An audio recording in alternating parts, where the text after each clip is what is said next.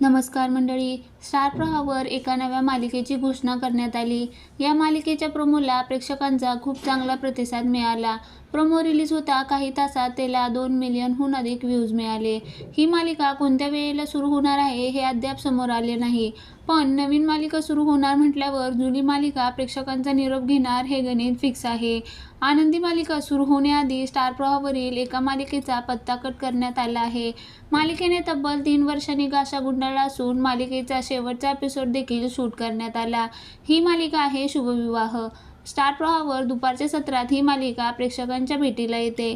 पण ही मालिका आता संपणार असून त्याचा शेवटचा एपिसोड देखील शूट करण्यात आला. शुभविवाह या मालिकेत आकाश आणि भूमी यांची लव्ह स्टोरी पाहायला मिळाली होती.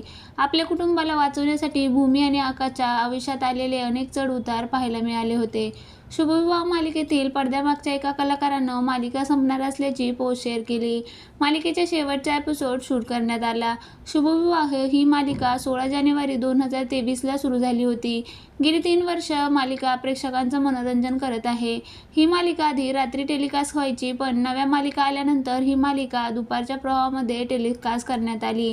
आता शुभविवाह ही मालिका संपणार असेल तर त्या जागी कोणती मालिका सुरू होणार की प्राईम टाईमची एक मालिका दुपारच्या सत्रामध्ये पाहायला मिळणार असे अनेक प्रश्न प्रेक्षकांच्या मनात आहेत.